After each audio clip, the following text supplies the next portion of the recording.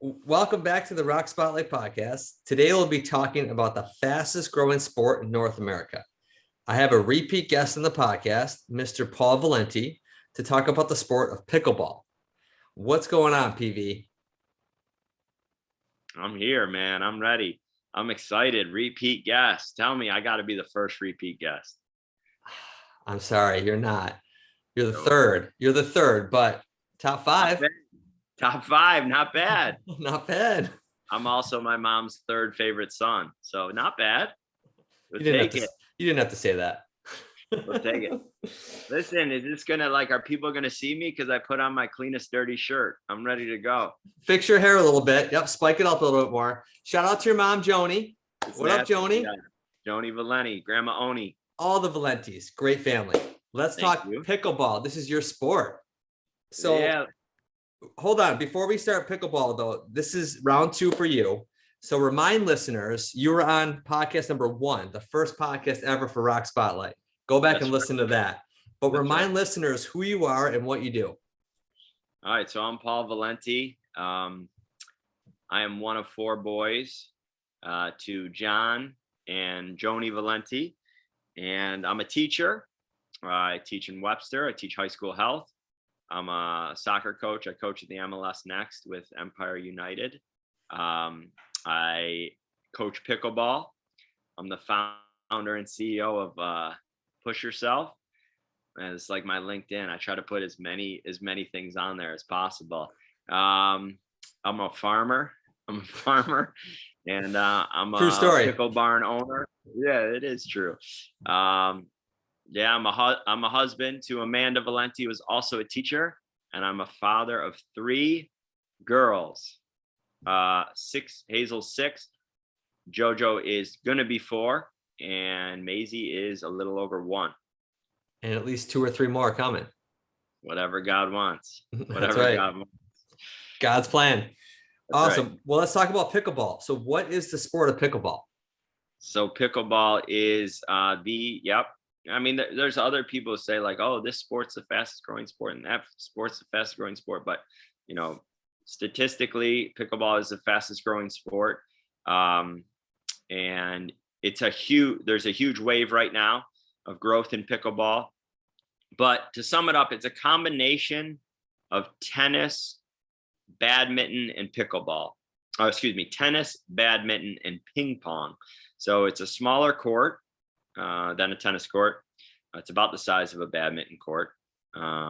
You play with smaller paddles and kind of a wiffle ball, and mostly doubles. There is singles, but it's an awesome sport. Started in 1965 in Bainbridge Island, Washington. And so it's been around a long time, but the growth is enormous right now. So were the guys in Washington cramping up and then drinking pickle juice or eating pickles? Is that why it started with pickleball? No, there's so many stories about this. But actually, my brother Joe Valenti has been to the first pickleball court, which is in Bainbridge Island.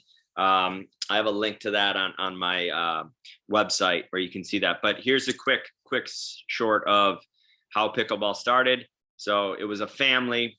They were inside. They loved to watch football, but the grandkids and the kids were all in there bothering everybody. They had a badminton court outside, and the parents were like, "Get out of here, go play." So the kids go out to the badminton court. The net wasn't up, it was lowered. They had a ping pong paddle. They had all this different stuff. The kids started playing it. The story goes that, the parents didn't see the kids for a while. They go out there, they see them playing the sport. Parents start playing it. They start putting together the rules, and boom, there's pickleball. The reason why it's called pickleball is they had a dog named Pickles, and he used to take the balls. So that's pickleball. Why is it the fastest growing sport? I think it's the fastest growing sport for a number of reasons. The size of the court is much smaller. You can put about 4 pickleball courts on a tennis court. So space is one reason. Also, court coverage is one reason. It's the biggest. The 2 main reasons, in my opinion, are that the learning curve to play pickleball is really quick. So you can become, not a pro real quick, but you can be proficient at it. So that's the biggest thing. There's a lot of success in it. And then number two is it's such a social sport where, I can play with my mom, I can play with young kids as well, middle age, everyone can play and pick it up pretty quickly. So they want to play and they get hooked. It's a quick learning curve. Are you an English teacher? Proficient. That was a big word. Jeez, I actually teach health. But Doc, I've had you out on the pickleball court. So you tell me, what'd you think? I love it. So let's talk about that. We did the boot camp, right? Pickle boot camp. 7:30 a.m. Tuesday mornings. That was a blast. It was 6 a.m. It was 6 a.m. Oh, my bad. 6 a.m. Yeah, even 7 because I got to be at school. All right, so I can't start that late. 6 to 7, yeah. And we had Andy Stein out there, Lewis, Sweet Lou. We had fun. Rosano, I think, was out there. But no, easy to hit the ball, right? Fun. Yeah, easy to pick up, like you said. Easy in the joints too. It's not as hard, not as demanding as like tennis, I feel like, or some other paddle sports. And just it's fun. You get a great sweat, your heart's racing. Yeah, I'm a big fan of tennis as well. So there's no competing, no bias in me. Right. I love tennis as well. The issue with tennis is it's not fun to play tennis with somebody who can't play because the court's so big, you're chasing the balls. So like I would never go out and play tennis with you, Doc, but I would play pickleball with you. But it's a great sport. Yeah, I look at it like it's not as intimidating as tennis. Sometimes tennis, it's like I don't even know where to start, but it's it's a lifelong sport too. It's almost like golf, but it's a social sport where you can play with your partner, you can play with your wife or your husband or your spouse or friends, and just get up and play wherever. You can play in the winter indoors, you can play in the summer outdoors. So it's a lot of potential with it. Yes, 100%. So how did you get into the sport? So I got the whole history of the sport in Rochester. If you want to hear that quick, I got all day. Let's go. I know you got time. Okay, so basically, like I said, the sport started. I'm gonna do my best here. The sport started in 1965 in Bainbridge Island in Washington. There's three main people I would say that have built the sport in Rochester. Dave Thomas was the first one. So Dave heard about pickleball in 2007 at the Westside Y. And that's when he looked it up on the internet. There was basically a brochure saying we're introducing pickleball. And that was 2007. Dave later became an ambassador for pickleball, and he started Pickle Fest, which now the Valentis run. We run Pickle Fest this year. Coming up in August will be the 12th Pickle Fest. Another big ambassador is John Gardner, who, I called today and I was like, John, I'm going on this podcast. Give me some information about pickleball in Rochester. He said there's well over 1,000 people on his mailer, which he sends out, where people are playing, where you can play, all the different courts. There's 138 outdoor courts, 109 indoor courts, about 10 private courts as well in Rochester, but only one private indoor pickleball court, and that is the Pickle Barn, which you have been at.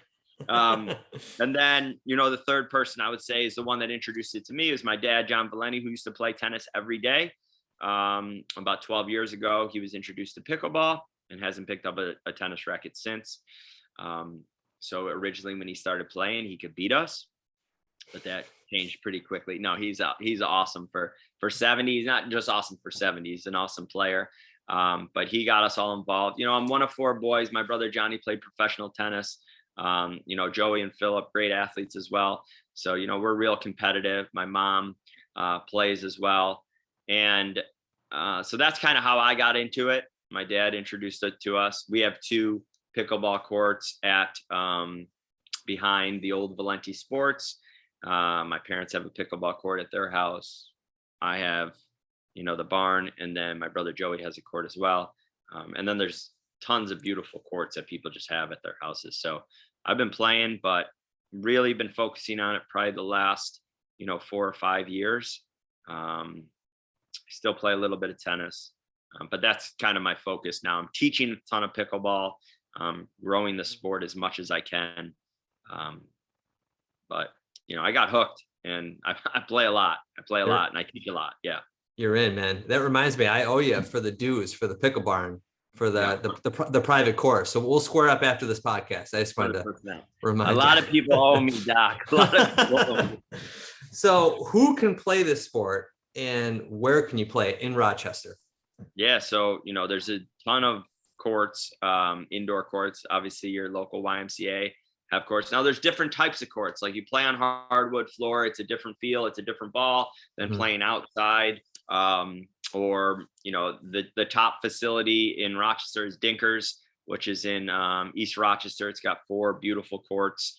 Not a hardwood floor like a gym, so it's proper like a tennis court would be. Midtown has courts. A lot of local rec centers. Webster Rec has courts. Chili has courts. They're everywhere. And it's pretty easy to find. Rochester Pickleball on Facebook. People can ask questions and find out where. But Dinkers is probably the premier facility for sure. Now, kids can play it. Older people can play it. Anybody? Anyone can play. The best player in the world on the female side is Anna Lee Waters. She's 15 years old, and she is beating everybody. So there's an idea like, oh, it's for old people, or it's tennis for old people. Not even close. I mean, the sport keeps getting younger and younger, and the talent keeps getting younger and younger as well. So when you play in tournaments, you play in age brackets. You can play mixed doubles, you play singles, you can play by ratings, a 2.5, 3, 3.54, 5+, etc. So they, everyone gets to play against equal age and skill level. Gotcha. So any tips for beginners? Tips for beginners, like any sport, there is a real quick learning curve. So, it's obviously just go out, get a small group, or find some people that you want to play with, and just start playing. You're going to pick it up quickly. Then you'll plateau a little bit. You keep going up and down. That's like anything, but just get out there and play, give it a try. I think the worst thing about pickleball is the name. When you tell people you're playing pickleball, they giggle about it, but once people get out there, they love it. They love it. So should beginners go to Valenti Barn? Should they go to Dinkers? Like, where should they start? Yeah, I think like Dinkers runs some great lessons or clinics for beginners. My brother, Joe, Philip, and Jose DeRisi. Jose is top 5 in the country at men's senior pro doubles. The 4 of us run clinics. Our last 5 clinics have been sold out we've done 5 clinics in about 2 months now, all sold out. Your wife went to one. She had a blast. Go ahead, give us a testimonial. What'd she say? She won the t-shirt, man. She loved it. She won the tee. Yeah, because I sent some videos out of, beginner rules. I think she was the only one that watched them. So I hooked her up, but she was great. She had fun. We have a boot camp at Dinkers coming up February 5th and 6th, but it's 4-day Saturday, 4 hour Saturday, 4 hour Sunday, but all sold out. These things are all selling out. But yeah, we're teaching and growing the sport. The Valentis and DeRisi.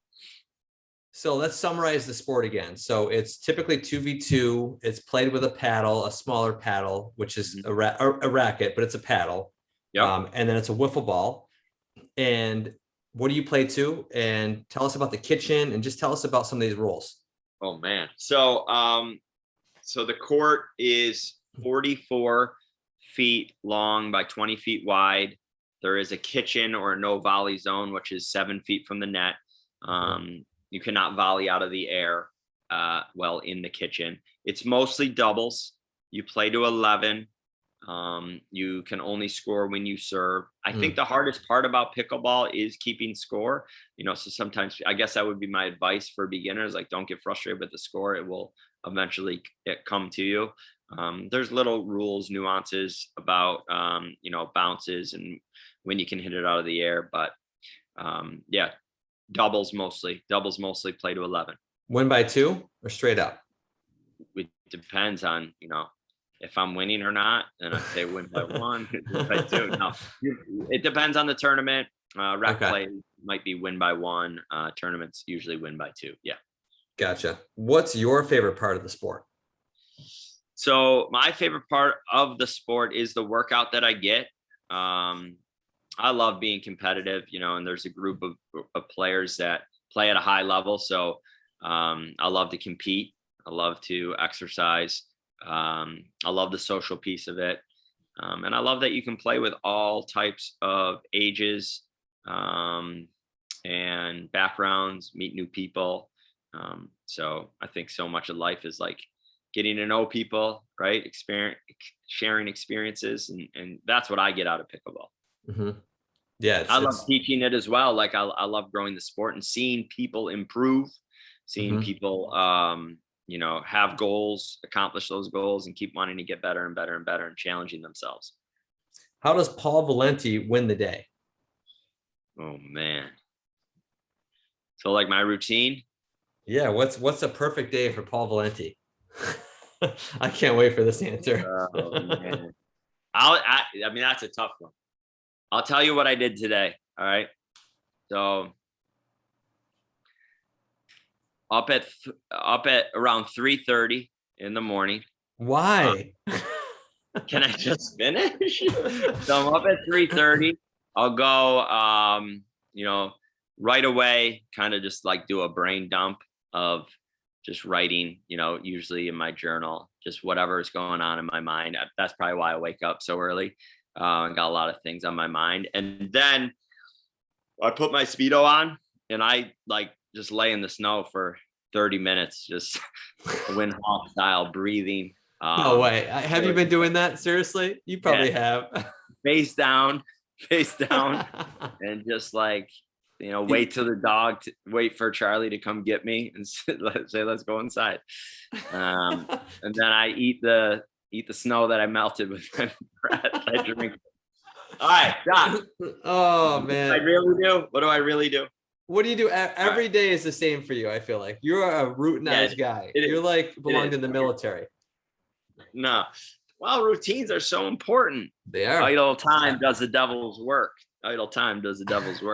Preach. Facts. So, all right. So winning the day, I think that it starts with the night before. So, I coach soccer. Obviously, you work with us on Thursday nights. You do a great job with the kids. But I'll come home from practice and I'll take a quick look at the kitchen counter. Are there any dishes, anything I got to do? My wife's a beast, but I do like to help out. So if there's any dishes, I'll do some dishes. I'll go upstairs and I try to go to bed before 10 o'clock. And when I get into bed, I'll think about what I want to do the next day in terms of like waking up the next morning. What do I want to do? What do I want to accomplish? Because I think that like deciding when you wake up what you want to do, it doesn't work for me. Like I have to kind of have an idea of what I want to do. So, whether it's like going to the Y or we're playing pickleball in the morning, before school, I have a group at like 5:30 that we play with, or whether it's walking the dog, whatever it is, if it's going to the Y, what workouts am I going to do? Laying in the snow with their Speedo. What color Speedo you're going to put on? What color Speedo I'm going to put on. That's important. And then I'll say a quick prayer of gratitude before I go to bed, and then I sleep. And then, we wake up a little bit before 5 o'clock in the morning, and my wife's usually already up. That's kind of her quiet time because we have 3 little girls. So actually she's up before me. So you're not always waking up at 3:30, just sometimes you do. Okay. No, that was a joke. I'm not doing any of that. Oh, okay. I'm not getting in the snow. But but before 5, I get up, and then I can't lay in bed because I'll stay there. Like nobody wants to get out of bed, right? Mm-hmm. So what's that 5-second rule? I think if you decide in 5 seconds, you're going to get up. If you lay there longer than 5 seconds, you're probably going to stay in there. So don't hit snooze. Don't do it. My alarm clock's pretty far away, and we have the one that the sun comes up. So to hit snooze, you got to get up to get it. And then, so 5 seconds, get up, go down stairs, see my wife. And then, usually I'm doing some sort of activity. I got to move, whether it's a Y, playing pickleball, walking the dog, and home by 7, because Hazel's usually up at 7. Yep. Then, I get ready for school. I go back upstairs. I'll make the bed, and then I'll head for school. On my way to school, I always check in with friends, like not text and drive, but, before school or when I get there, just check in, say hi. You're on a couple of those group chats. Just what's up, guys? Just check in with people. I think that's really important. Just to let people know that you're thinking about them. Then I'll sit in my car and I'll write my journal. I just have like a gratitude journal, and then I go to work. So that's my morning. But I have to move in the morning, or the kids are like, "What's wrong with you?" What if the kids get in the way of that plan? What if they're up at 5:36? Do you peace out and Amanda's got it? Like, what if your morning is ruined though? What if your morning is not how you want it to go? How do you recover from that? You just gotta you move during the day later on then? Yeah, I'm also moving during the day. Like, I'm playing pickleball after this, or I'm giving lessons. But for the most part, like if I'm home and the girls get up, like, they know I'm in the barn. So Hazel will work her way out there. Or she, who knows? She probably goes in the pantry and finds some Snickers. Right. And starts but you audible. You make it work. But I am a bit selfish in the fact, like, it's important for me to do those things so I can be the best father and teacher and husband. But I have to move. So one thing about, like, winning the day is, like, or joy in general is, what makes you happy, what brings you joy is one piece of it. The next piece is, like, doing it. You have to do it. And it's not always easy. Like, I don't want to get up that early, but I know it, for me to be my best, I have to do this and be home by 7. Yeah. So it's doing it is the second piece, and probably bigger piece of it. But that. I love it, man. I'm all about the morning too. We're Lions. We're all Lions. We are Lions. I love, being downstairs, reading, drinking my coffee, working out when everyone's sleeping upstairs. I just like that. Just like the man of the house. Yeah. I'm protecting the family. That's right. And getting the day started. My wife's already up though. Yeah. Well, I married a bear, not a lion. Yeah. I think she's a bear. But tell us about Push Yourself. Anything exciting planned this year, 2022? So Push Yourself started in 2008. I can't believe that. And what we do a lot of events. I mean, it's basically 3 main events now that we do, and we raise money for different charities. So the 3 events are the Push Yourself futsal event, which we just did in January. We had a 1-day futsal tournament, over 60 teams.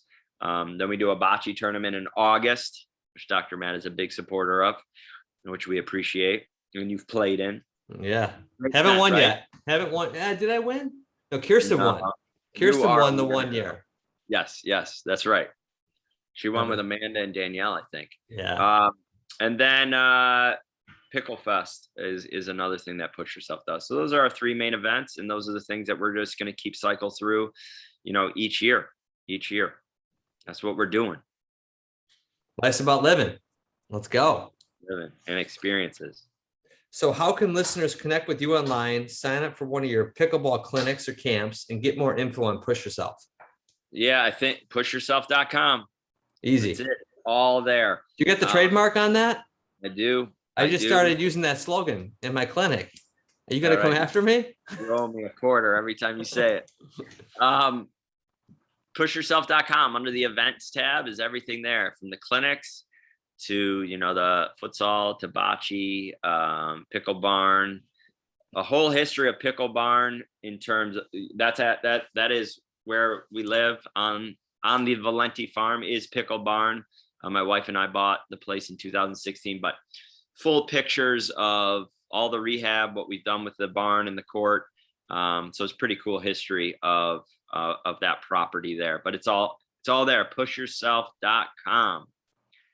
I love it, man. Yeah, you guys have done some awesome work in your property, and just to see that transformation on the barn, I got to go check that out. I mean, I forget the early days, what it looked like. It looks amazing now.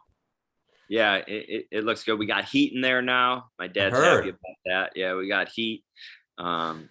We do the traditional full court shot on New Year's Eve. You've been part of that as well. I developed tennis elbow from shooting the ball 1,000 times trying to make that full court shot. My arm is still sore. Listen, you fixed me, so I'm sure you need someone to you need to find someone like you to fix you. I know. I've been massaging it the whole podcast. All right, man. Good stuff. So if you got a friend coming to Rochester, I think you've already answered this, but this was like 3 years ago. Tell me, what would I do? It changes. I know. So where are you going to take that friend who's never been here? Where are you going in Rochester? This is 3 years later. So a lot has changed in your life. Yeah. If they're a friend, so I'm bringing them to the farm. We're going into Pickle Barn. We're going to play hoops. We're going to play pickleball. We'll do whatever at the farm. And then, if they get hurt, I'm going to send them to Dr. Matt. All right. And just be there, maybe cook out on the deck and just be together, hang out with family and the kids. But some sort of competition, I'm sure. Find the pickle, hide the pickle around the house somewhere. Right. That's right. Those are the good old days. Valenti Estates, man. Just bring them to the farm. You got everything. You got everything there. Anything you need, it's there. Chickens. What else? He wasn't lying. He's a legit farmer, guys. I am. Reach out to this guy, though. If you got any questions about pickleball, I mean, he's your guy. He's bringing the sport to Rochester. The whole Valenti family is. I know you and Joey, Phil too. All you guys. You guys are just crushing it, man. So Phil's in Florida right now playing. Phil's in Florida right now. My parents are in Florida. I mean, they're playing every day. It's great exercise. We feel healthy. It's great for the brain. All good stuff, Doc. Just like you're doing, all good stuff. Well, hey, man, I just want to thank you for being on again. You're an inspiration to me, a mentor for me. You make me laugh. Your hair looks really good today. Incredible. Can you put this? I got a request. Can you put this on YouTube? I will do that. You just want to be the first one. You just want to be the first one on YouTube. That's why you want me to put it on there. And number two, Doc, on your Instagram page, it's when you release a podcast, it's a headshot of you. Can I get a headshot of me? Yeah. How about this right here? We'll screenshot it. I should hold up a pickleball paddle. There's got to be one of them. Let's do that. I like that. Change is good. This is a good change too. Yeah. Good. You're the best. All right, man. Thanks for listening to today's episode. I hope you gained a lot of value from what Paul shared today, and we'll share this with family and friends. Make sure to hit that subscribe button so you can join me next time with a new local guest in the health and wellness space. I hope you're having an amazing day, and I'll talk with you soon.